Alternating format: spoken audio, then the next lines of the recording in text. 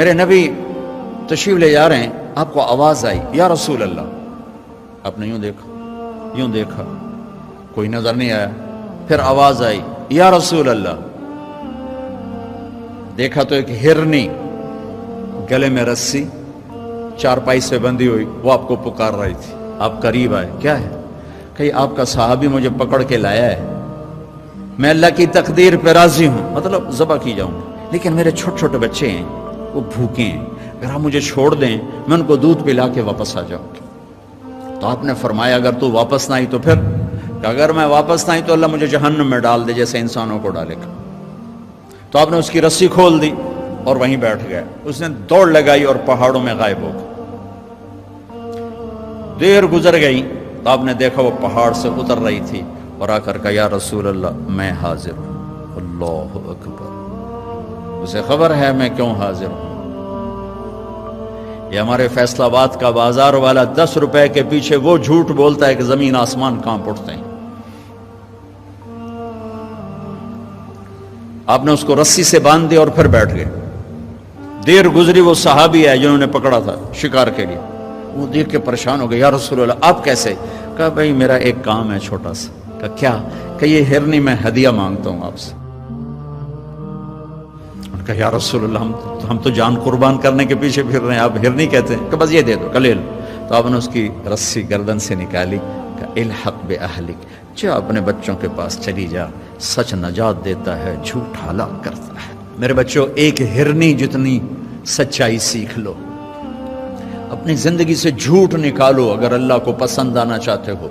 نہ تہجد پڑھو، نہ اشراق پڑھو، نہ اوابین پڑھو، فرض نماز کا تو معافی کوئی نہیں، اس کی تو معافی کوئی نہیں، سچ بولو۔ فرض روزے کی معافی کوئی نہیں، مت رکھو تم نفلی روزے، مت کرو تم نفلی حج۔ فرض حج ہے کرو، فرض زکوٰۃ ہے ادا کرو، فرض نماز ہے نہیں چھوڑ سکتے۔ سچ نہ چھوڑو، سچائی نہ چھوڑو۔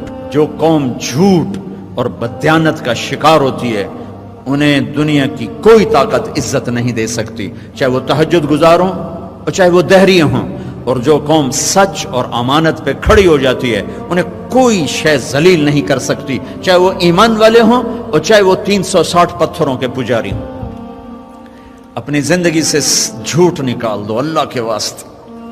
لمبی چوڑی بندگی ہے، میں نے فرض کے لیے تو میرے پاس کوئی چوائس کوئی نہیں کہ چلو اے کر لو تو اے نہ کرو۔ فرض تو فرض ہے، اس سے تو میں نکل نہیں سکتا، نہ آپ نکل سکتے ہیں۔ لیکن میرے عزیزو سچے بن جاؤ، سچے بن جاؤ، دیانتدار بن جاؤ، دیانتدار بن جاؤ۔ جو وقت یونیورسٹی کا ہے اس میں اگر آپ اپنے کام پہ جا رہے ہیں تو یہ آپ بددیانتی ہے۔ یہ خیانت صرف یہ نہیں کہ تم نے پیسے میں خیانت کی، ٹائم کی خیانت ہے۔ یونیورسٹی کے ٹائم میں پروفیسر صاحب اخبار پڑھ رہا ہے، یہ خیانت ہے اس وقت کے ساتھ جس کی گورنمنٹ اس کو تنخواہ دے رہی۔ یونیورسٹی کے ٹائم میں وہ حاضریاں لگا کے اور اپنے کام کو جا رہا ہے، یہ خیانت ہے اس ٹائم کے ساتھ جس کی وہ تنخواہ لے رہا ہے۔ اس کو سرکاری گاڑی ملی ہے، اس کے بچوں کو اسکول چھوڑنے جا رہی ہے، یہ خیانت ہے۔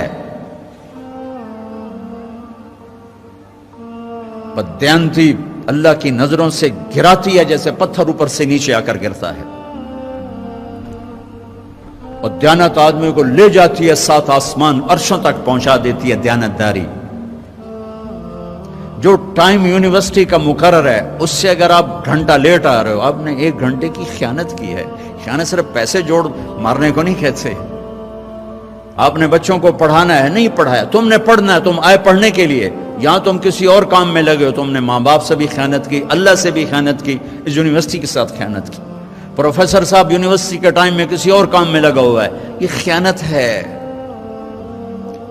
اگر اللہ اس کے رسول کا پسندیدہ بننا ہے تو میں لمبے چوڑے وظیفے نہیں بتا رہا ہوں، چھوٹی چھوٹی 2 باتیں بتا رہا ہوں۔ سچائی، امانت، سچائی، امانت۔ ہمارے ایک بزرگ تھے، وہ ٹیلی فون کے جی ایم ہو کے ریٹائر ہوئے تھے، وہ تبلیغ کے بھی امیر تھے۔ جب وہ دفتر میں آتے تھے تو تبلیغ کا ایک بول نہیں بولتے تھے کہ بھائی یہ تنخواہ میں ٹیلی فون کی خدمت کی لیتا ہوں، یہاں کوئی تبلیغ کی بات نہیں ہوگی۔ اور جب وہ دفتر سے نکل جاتے کہتے ہیں ہن میرا ٹائم اپنا ہے، ہن کوئی ٹیلی فون کی بات نہیں ہوگی، اب صرف تبلیغ کی بات ہوگی۔ میرے بچوں، بددیانتی نے ہمیں زیرو کر دیا ہے۔